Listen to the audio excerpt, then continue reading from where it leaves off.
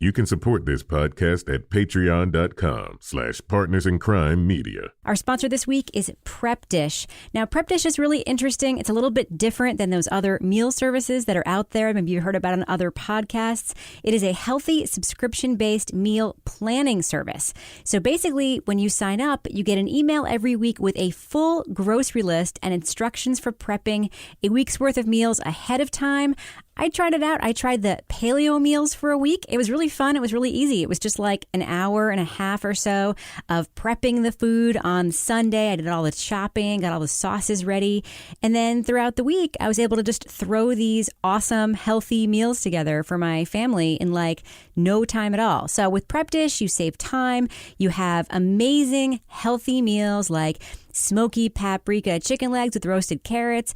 I made the paleo lasagna this week. Didn't think I was going to love it. I loved it. My kids loved it. Anyway, if you're interested in checking out Prep Dish, a special offer for listeners of These Are Their Stories, go to prepdish.com/stories. That's right, prepdish.com/stories. Save time, be efficient, eat healthy, and stress-free. prepdish.com/stories. I'm Kevin Flynn with Rebecca Lavoie and Tara Ariano, and these are their stories. You think you know who did it, but you don't know who did it. Law and order, law and order, law and order. It's no ordinary police procedural, baby. It's the FNOG of police procedurals, baby. Law and order, law and order, law and order, law and order. These are their stories, these are their stories. Welcome to These Are Their Stories, the Law & Order podcast, where we take a look at network TV's most enduring crime franchise and the real-life cases that inspired the shows. I'm Kevin Flynn. Each podcast will break down an episode of either Criminal Intent, SVU, or The Mothership. Today we're looking at Law & Order Original Recipe, Season 6, Episode 9, Corpus Delicti. Joining me to do just that is crime author and host of the podcast Crime Writers On, Rebecca Lavoie. Hello, Rebecca. Hey, Kevin. And rounding out the panel is our special guest from the Extra Hot Great podcast and the Previously TV website. It's Tara Ariano. Hello, hello. Hey, your podcast, Extra Hot Great. Do you do that like every day? We do it every Monday usually, and then we have one main podcast that drops on Tuesdays, and then we do 4 minis, but we record them all on the same day. So you're like busy as heck. Yeah, kind of. Now, people may not immediately recognize your name, but they must know your work because you founded Is it TV Without Pity? Television Without Pity. The greatest website of all time. Oh, thank you so much. Yes, that was us. And you were really like one of the first, serious bloggers that made a big website about TV from the point of view of the fans. Yeah, I guess that's true. Mm-hmm. It's true. I just said it. Can I actually just change your definition? Yeah. Tara, this is going to be embarrassing. I'm just going to throw it out there. Tara is the mother of Meta. We would not be here were it not for Tara Ariano and her incredible... But if she donated an egg or something that I don't know about? All I got to say is this. It was the first time I ever saw smart, funny commentary on pop culture. I got fired from a job once because I was spending too much time Tara, this on that is website. absolutely... Tell the story. This is absolutely true. This is, by the way, what would happen to Kevin if David Simon came on our Crime Writers podcast. I never got fired for reading David Simon. That's only because you were never caught. I worked at a company. This was back like in the late 90s, and I was obsessed with Television Without Pity. It was just a deep and comprehensive website, whether it was General Hospital or Buffy the Vampire Slayer, which had its own like huge section. By the way, there's a little thing about you if you look at the archives in Television Without Pity, because there is a whole like local news. It goes real deep, real deep. And the writing was just incredible. I don't know if it was you, Tara, or one of your compatriots who said that the greatest thing about Shannon Doherty is that she disdains every piece of dialogue she's forced to say. That wasn't me, but I wish it were. Yeah, you guys were basically my, I think we're about the same age. And for a very, very long time, I have thought, man, that's the dream job there. That's living the dream, is just writing what you think about TV. And she's the mother of all of it. Oh, thank you so much. I can't take all the credit. Of course, my co-founders were Sarah D. Bunting, who I think you know of from true crime circles, and David T. Cole was our producer. And both of them and I are all working together again on Previously.tv, along with a lot of former Television Without Pity writers, too. So if you liked that site, you will probably like Previously.tv as well. I do. So, not only do we have the Queen of Snark, she also happens to be a big, obviously, TV expert. And Law & Order is something that is in your repertoire, right? Absolutely. I think I have seen every single episode. And as I was saying before we started recording, and as you must know, WeTV and Sundance TV have marathons during the day. And for me, because I live in Hawaii, those start at like 10 o'clock in the morning. So it's 4 for you. It's, it's mid-morning for me, and it's perfect because I'm always at my desk and I don't have to pay 100% attention usually, but I just have it on for as many hours as there are Law & Order is back to back. So yeah, I'm familiar with the franchise. Can I ask you just a quick question? Why do you think it is that you can have seen an episode yesterday and then watch it again today? And that happens to me a lot because they're on different channels and yeah, there's a lot of times where I'm like, oh, they're in the same cycle. Oh, well, and I just watch it again. I don't know. It's so comforting. There's something about it. The beats are so predictable in a wonderful way. That makes it sound like I'm denigrating it. Of course, I am not. And the wisecracks are great. I wouldn't go so far as to say you see something different every time you watch it or you notice something different. But, if you have it on sort of as the equivalent of the radio, you glance up at different parts and you see different parts and it feels like a different episode, kind of. But, these are your friends. Like, them. You want to hang out with them, even if you just hung out with them and had them tell you the story 6 hours ago. It's still pleasant to hear it again. So, Tara, of all the franchises, which two cops are your favorite detective team? Favorite Law & Order detective team? Yeah, Briscoe and Logan. Everyone says that, right? No. Yeah, that's actually my favorite. What do other people say? Well, a lot of people like Briscoe and Green, but they also like on SVU. Oh, yeah, Stabler and Benson. Also tell us, who is your favorite prosecutorial team? Favorite Law & Order District Attorney Prosecutorial Team? The ones that we see in this episode, in fact, McCoy and Kincaid. Although I have a soft spot for Ben Stone in his more histrionic episodes. No crime! But yeah, as an aggregate, I think Claire and Jack are the best. When you support us at Patreon at just $5, you will get exclusive content, like the Toby Ball's Deep Dive Book Club, Laura's Rage Walk, the Crime Writers on After Show, and Married with Podcast with Rebecca and me. Start getting your exclusive perks for just $5. Join our own elite squad at patreon.com/Partners in Crime Media. That's patreon.com/Partners in Crime Media. Okay, well, let's recap the first part of this episode, Corpus Delecti. Briscoe and Curtis get a call to a horse stable where Mr. Wickets has passed away suspiciously. He may be an expensive show horse, but like white men, he can't jump. The cops first suspect Mr. Wickets was killed by his owner for the insurance money, or so Daddy Warbucks' daughter won't have to ride a loser. When they learn several high-priced horses from the same stable have died mysteriously, they zero in on breeder Lyle Christopher. He's put himself out to stud, sleeping with rich older women and selling them crappy horses. After going from sugar mommy to sugar mommy, the team then finds that Christopher's new fiancée, Ruth Thomas, has gone on a 3-month cruise, but she never got aboard the ship. Now, Rebecca, you thought that this episode of Law & Order broke format right from the first scene. It did. We first see Briscoe and Curtis at the shooting range.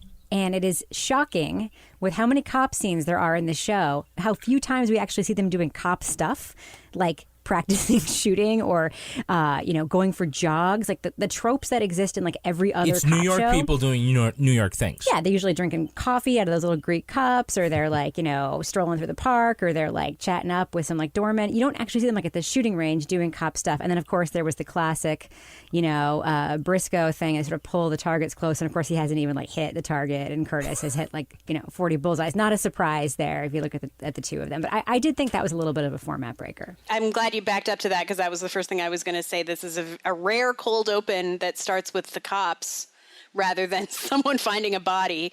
Yes, it's very endearing to see the difference, the generation gap sort of highlighted between the two of them, that Curtis is great at shooting and Briscoe pretends his goggles are distorted, because in the very next scene, when they actually go to the crime scene, we see that Curtis just wants to bag on the case, and Briscoe is the one who knows there's something here that's worth investigating, because he's old school. He's natural police, as they say on The Wire. So he's natural police, but he was like surprisingly sweet and sensitive to the horse having been killed. Like, he's like a cynical guy who can like step over the body of a hooker and make like a snarky remark. Well, he never put a lot of money down on a hooker, but he has on a radio. Exactly. That's right. That's his personal connection to the case that helps him take it personally. But like in all 456 episodes of Law and Order, has there ever been a cause of death like this, where they stuck a wire in the mouth and anus and then turned the electricity on? Probably on SVU. I bet that's happened. Yeah, that's a great point. Probably on SVU. There's nothing depraved that hasn't happened on SVU. I mean, there was something close in the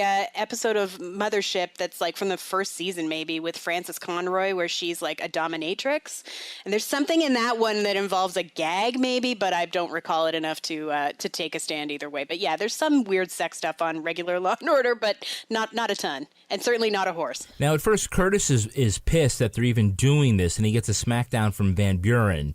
You may remember he says, I didn't become a detective to investigate dead animals. Oh, come on, Wilbur. Somebody killed a horse. You're not going to let him get away with it, are you? What am I, in some kind of trainee program? You've got your assignment, detective. Fine. You want me to question the horse's friends and neighbors? Find out if maybe he was having some problems in his love life? It's a nothing case. Say something one more time. One more time. Right. Van Buren hates Curtis, and that's one of my favorite dynamics on the show. Tara, do you really think that Van Buren hates Curtis, or is that just extra textual? I think she warms up to him over the years, but this, as I recall, is like early in his tenure on the show. This might be his first season. Yeah, and she loves Briscoe. Like, the two of them are like two peas in a pod, and she has so much disdain because he's like a little bit smarmy, and he like always is like real eager, and she doesn't like it. And I love the shade that she throws at him. I love it. It's like she's like, for me, the Greek chorus sort of throwing shade at the guy who's going to end up being Julia Roberts' boyfriend. Yeah, I think I agree that she loves Briscoe. I don't know that I'd go so far as to say that she hates Curtis across the board. She certainly does in this scene, but he does have a bit of the know-it-all about him, and I think that rubs her the wrong way because he doesn't always respect her authority properly, possibly because she is a woman.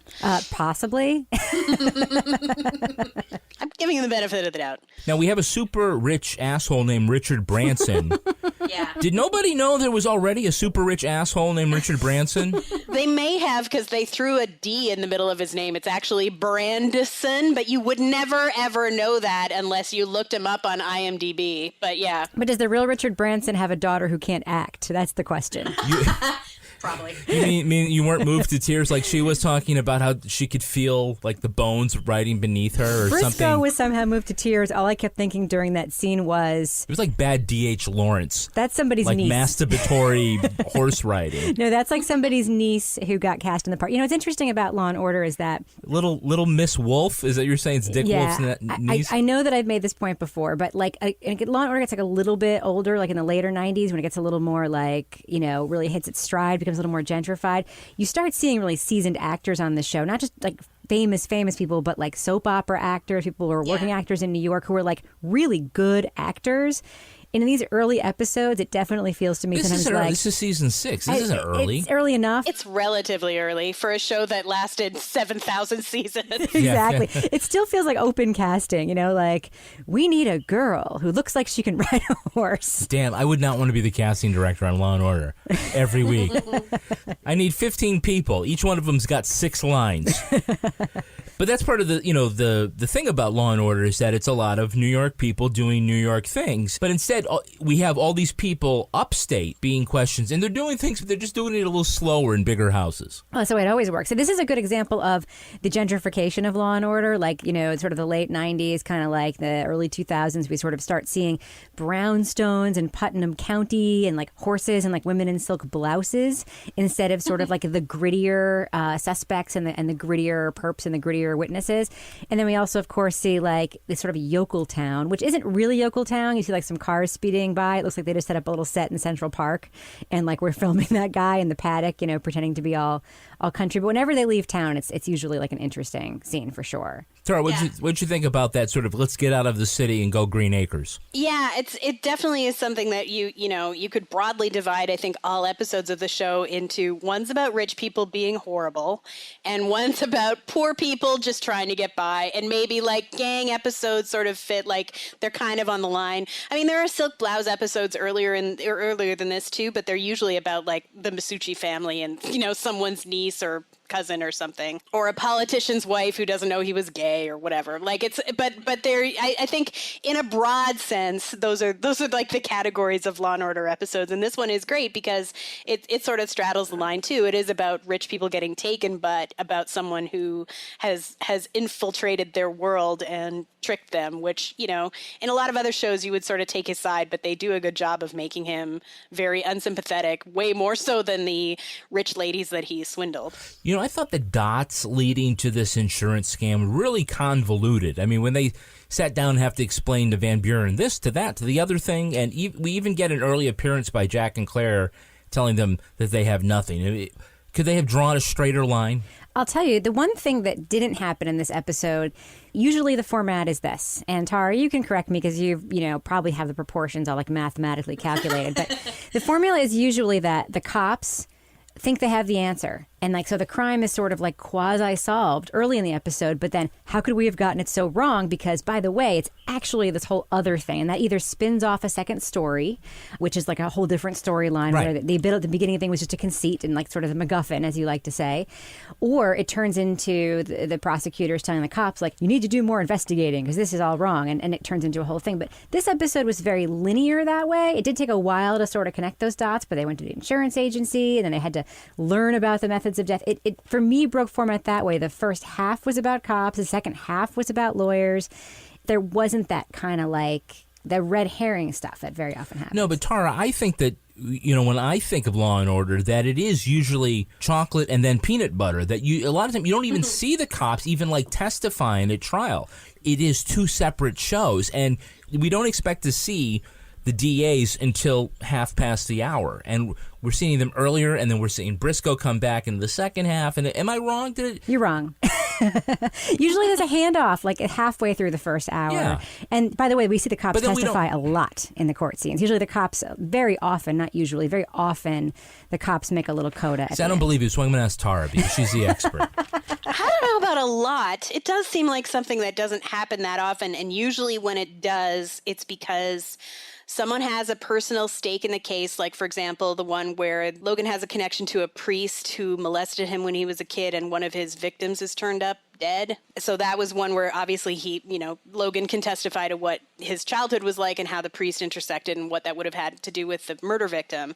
Or when it's going to be a gotcha, like when McCoy has to set up Briscoe and make him look dumb for the sake of a case because they don't agree. Or no, I'm thinking of Curtis. There was one where he has to break rank with the cyber stalker. Right. And sometimes it's the defense attorney that asks the cop to testify, and the cop has to defend that their work. Yeah, but I agree with you. It doesn't. I don't think it comes up that much on the show. I wouldn't say it's rare, but I wouldn't say it's common either. Now, how hard can it really be if you're a police detective to find out if an old woman got on a boat for 3 months? Well, what year was this episode? It was a long time ago. Right. It was like 96. It would have been right around 96 or 97. Right. We're talking pre-iPhone. We're talking like pre all that stuff. We're talking, you can't like just Google, like, is this boat in this place right now? But even the Titanic could do ship-to-shore communications, It's just like, have you seen Ruth? Hello? Yeah. It did seem a little bit protracted. It's funny because this episode was not showy. Like, there are a lot of episodes that sort of have elements that are like designed to be like, ooh, DNA, or ooh, investigative prowess. This episode was sort of... Ooh, horses getting electrocuted in the ass. Come on, that's pretty showy. It felt like a lot of people in barn coats to me. It didn't feel as showy as it often feels. This is the LL Bean episode? No, it's like the Barber episode of Law and Order. Yeah, I agree. They could have done more with the ship. They don't. It's a lot of people in the squad room.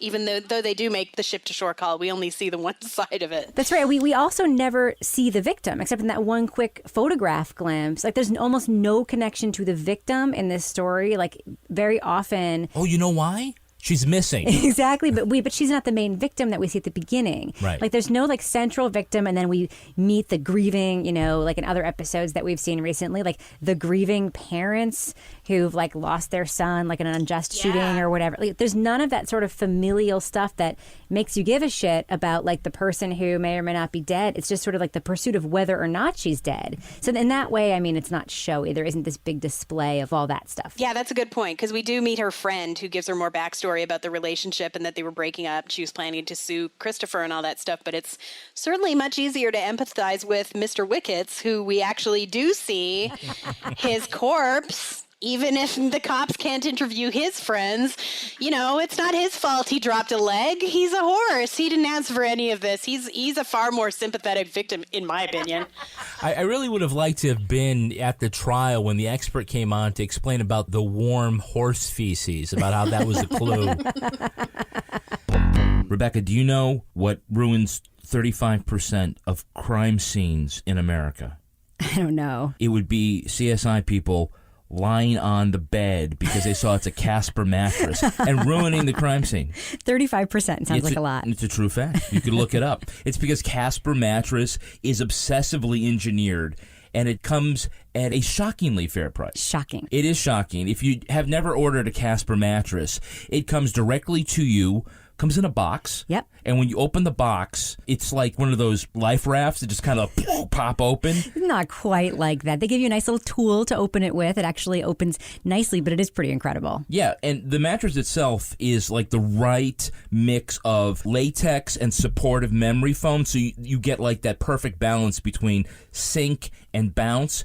Super comfortable sleep. Is that why Time magazine named it one of the best inventions of 2015? It has to be. It has to be. As you know, our teenage son sleeps on one. He loves it. And free shipping on Casper mattresses and free returns to the U.S. and Canada. So when you get a Casper mattress, you can try it for 100 nights, risk-free. Don't just do the thing like you do in the store where you lay down on it for a minute and a half and say, oh yeah, I'm going to strap that to the roof of my car and not kill anybody on the highway. So if you go to CasperMattress.com/law-and-order, you can get $50 off any mattress purchased there using offer code Law and Order. Terms and conditions apply. Casper mattresses made in America. Crime scene investigators love lying on them, even though they shouldn't. Go to Casper.com/law-and-order and use the offer code Law and Order to get yours today. Let's take a look at part 2 of the episode. Jack and Claire used Christopher's many civil lawsuits as the basis for a low-level fraud prosecution, but it's really a backdoor to collect more evidence about Ruth Thomas's disappearance. They learned the day Ruth was supposed to set sail, Christopher took his own sailboat to sea despite a storm warning. He even asked the harbor master to let him pull his car up to the slip so he could load something heavy aboard. The cops find Ruth's blood in the sailboat to flip Christopher's hired horse hitman. But at trial, the defense has evidence the blood came from a corkscrew mishap and testimony that Ruth was deathly seasick and probably backed out of the cruise on her own. Frustrated with his prospects, Jack crosses the line during cross-examination, and the judge declares a mistrial. But before they can go to trial again, Ruth Thomas's body is recovered by fishermen, and we infer Jack intentionally caused the mistrial, hoping to buy time and find the body. You mean when they learned that in the shortest phone call that ever happens in the history of the world? Which is another favorite trope of mine on Law and Order. Pick up the phone. Yeah, got it. Click. Yeah, it's like, well, let's act it out. Shall you be the phone ringing? Ring. Hello? Okay, yeah, I'll tell him. So that was the Long Island Sound police unit, and they just called to tell me that Ruth's body has washed up on the shore of the Long Island Sound. I mean, it's like the time it takes for him to say what was on the phone. At coordinates 275. Yeah. They don't even say hello. It's like that's one little trope that always cracks me up. Well, yeah, I mean like when people call the 555 number? Yeah. Well, we start the second half with Adam telling his lawyers that this is a nothing case, just like Curtis did. So do the writers keep doing this to build the conflict that this is an unwinnable case, or are they trying to counter the argument to convince us in the audience that this is the story and that we have to stick with it?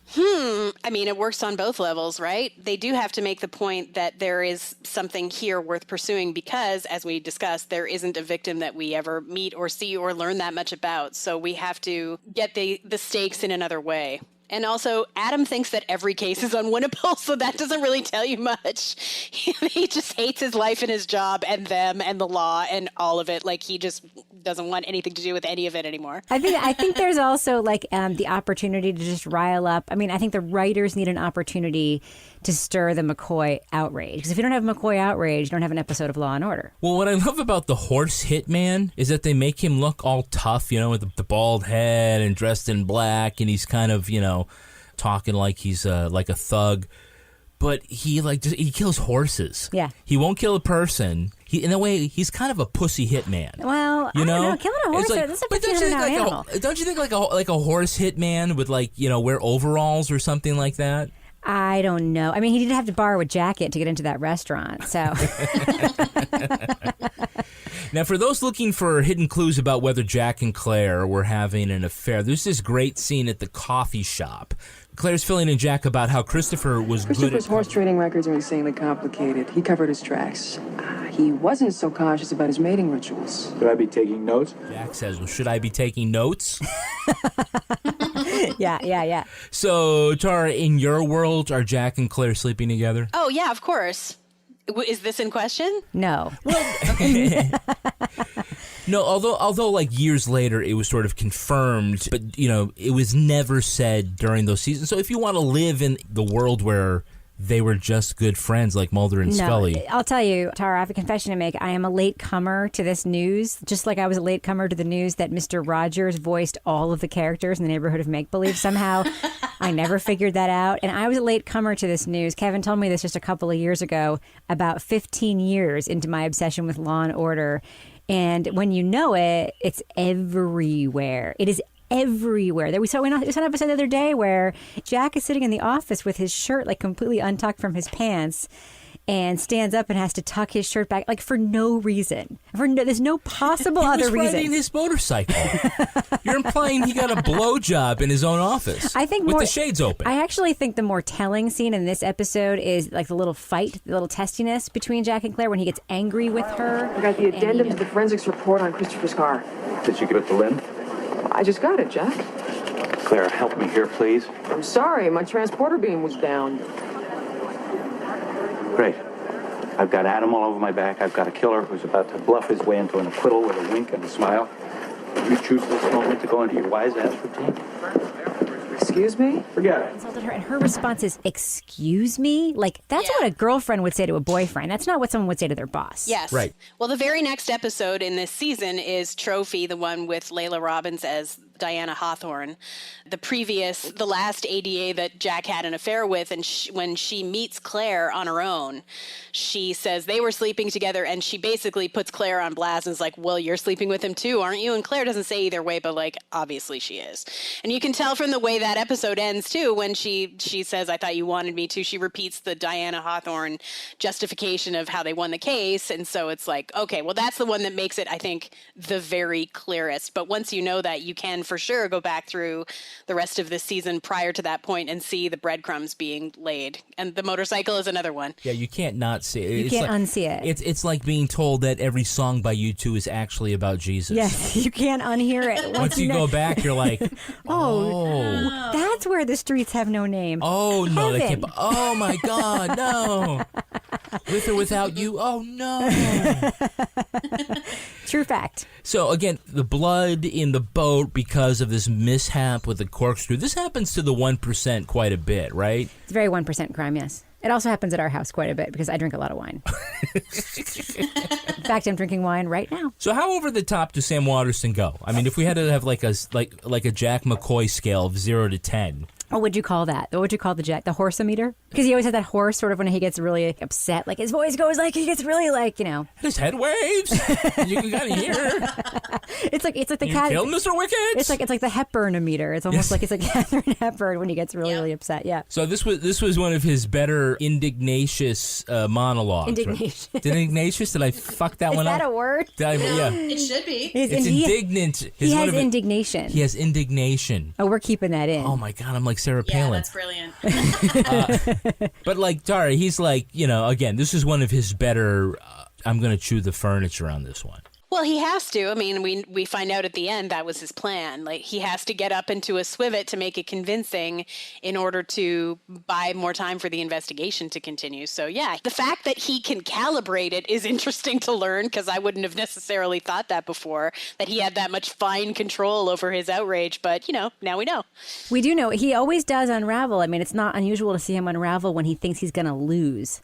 I mean, he has two modes. One is he either then delivers, like, the greatest witness questioning of all time, or the greatest closing statement of all time, or he completely unravels and starts to drink scotch in his office. Like it's one of those two things, and you see that unraveling. And I just sort of thought, like, he knows he's going to lose, and this is that mode of Jack losing it. Now I think in the final scene where we see Jack and Adam going through their upcoming docket and the general office work of the prosecutors, that's before they get the phone call, that's another break from format. Yeah. I think it's a nice bookend to the opening scene of this episode. What do you guys think? Yeah, they're doing the business of being in the DA's office, which we never see. Scheduling cases, deciding what should go before what.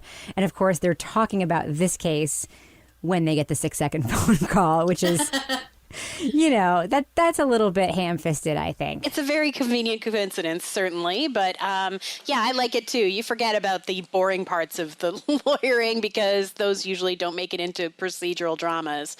But some of it is just this, sitting in an office, signing a paper, and waiting for the 3-second phone call that's going to change your life. Well, the knock on the Law and Order franchises is that they're formulaic. And in this one, we see them tampering with the formula just enough to tell a story in a slightly different way without losing any of the essence of what Law and Order is, or to not be true to the characters. They fiddle with it a little bit. Is the next season the one where we get way more personal stuff about all the characters? That's the one where, that I did not care for. And obviously others didn't either, because it stopped. It was like only that one season, and then it went back to what we know as classic Law and Order. But this is it's an interesting break, and it's a different kind of case. It doesn't start with a dead person.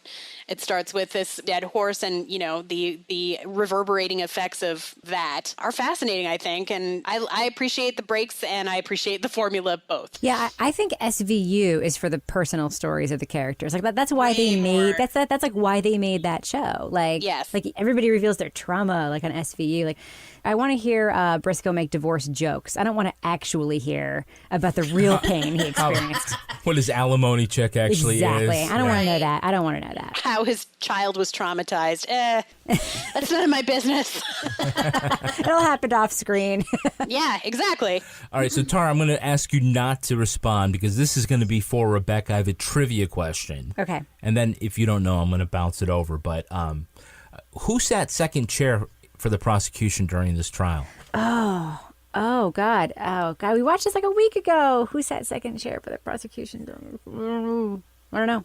Tara, do you know? I don't. I didn't notice. It wasn't Jill Hennessy. Who was it? It was her twin sister, Jacqueline. Oh, the actress. Yes. Why? Well, Jill Hennessy, was doing a crossover episode with Homicide: Life on the Street, and she, along with a couple other actors, were in Baltimore. So to do the scene, basically they just had her twin sister sit in the chair. Amazing. And she was uncredited in the episode. She's like the Lindsay and Sidney Greenbush of the Law and Order franchise. Although if you go back, there's like in the background, you see, oh no, you think it's Jill. There's like one shot when Jack McCoy is going over the top with this cross-examination and he's being warned, and you see Claire sort of like get like make that face like, uh-oh, this is going wrong. I thought to myself, something's not right. She's not as tan. Yeah, there's something about if it's just slightly off. A little bit off, yeah. Yeah, it was like, did the makeup art, the hairdresser not? I don't know if it's Jacqueline. But I don't know what her twin sister does for work. I have seen the pictures of the two of them together, and Jill definitely looks more like an actress than her. They look the same, but Jill looks like she's got people. You know she's got an assistant. She looks just like she's got like a makeup person. She looks like she's got like a trainer. Like she's got people. Tara, do you have people? I don't have people. I wish I had people. How do we get people? We need people. We have dogs. A dog I have. He is no use. So this episode got its twists and turns from a true crime. So it's time for Ripped from the Headlines. You think you know who did it. You think you know who did it. But you don't know who did it. You don't know who did it. Ripped from the headlines. This episode was inspired by the disappearance of candy company heiress Helen Brach. In 1977, the multimillionaire widow had just left a routine physical at the Mayo Clinic, but missed her flight back to Florida. She was never seen again. Brach's interests included horses, which is how she crossed paths with stable owner Richard Bailey. They became lovers. Bailey ran a racket targeting rich, older women, getting them to invest in thoroughbreds worth only a fraction of the selling price. It was part of a larger scam to collect insurance on jumpers sure to injure themselves during competition. Before her disappearance, Brach learned the 3 show horses she bought from Bailey for hundreds of thousands of dollars were basically worthless. 10 years after her disappearance, Bailey was sentenced to life in prison for defrauding Brach, but for no other crime against her. She was declared legally dead in 1984. Some have written she was killed by the Chicago mob, afraid she'd expose their con. Her case has officially remained unsolved.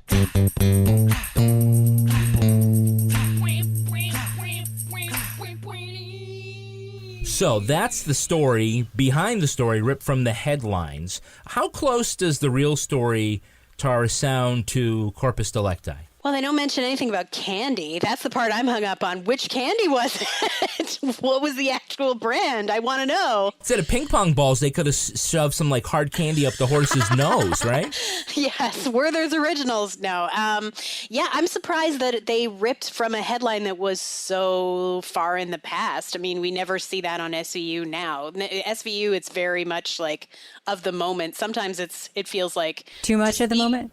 Yeah, it's a bit like weeks after, or as something breaks, you know it's going to be on the show. Like when all that stuff happened with Jared Fogle last year, it's like, well, this is going to be in SVU, and of course it was. The Duggars. The Duggars. Yeah. So it's interesting that they sort of dug back into history.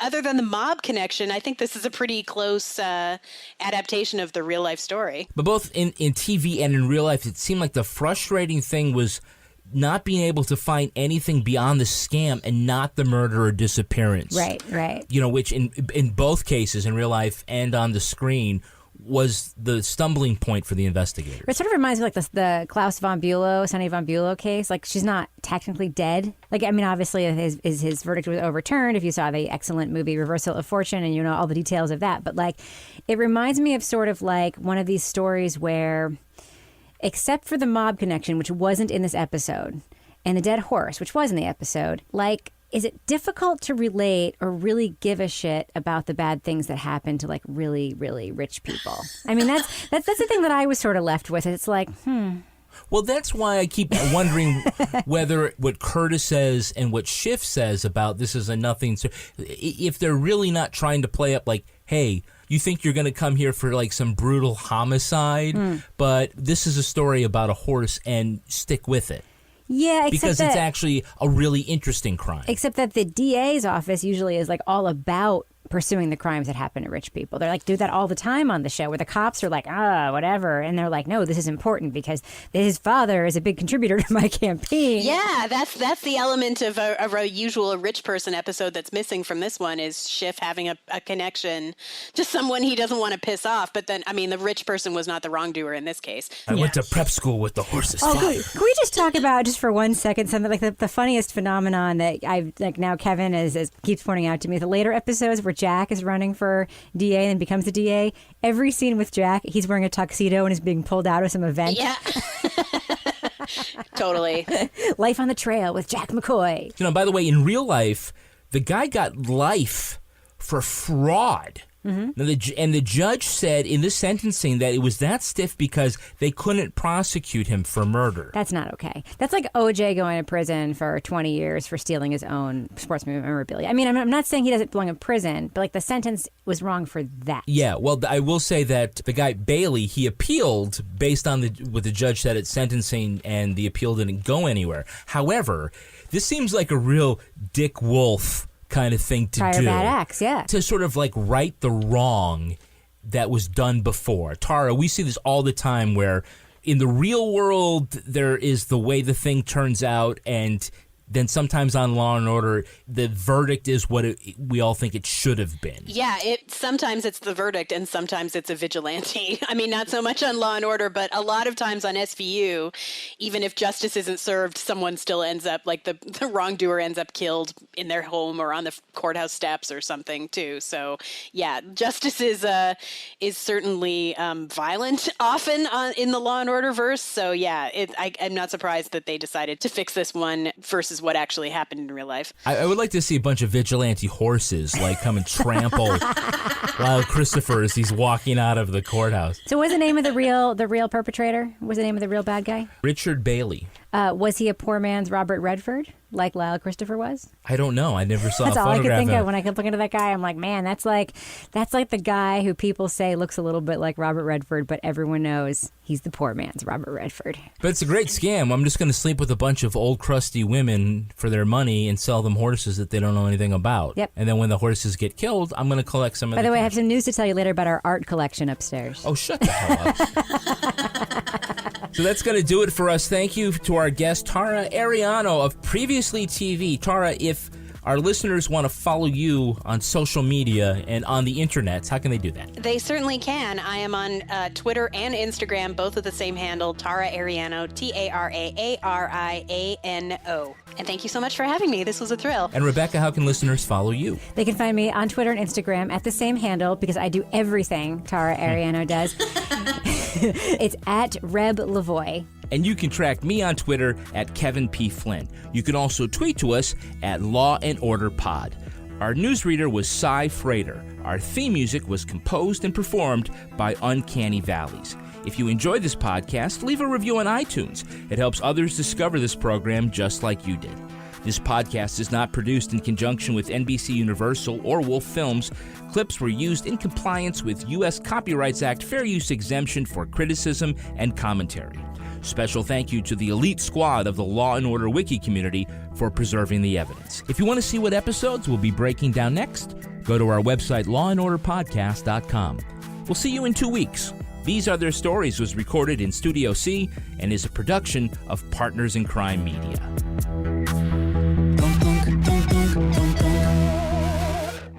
Partners in Crime Media.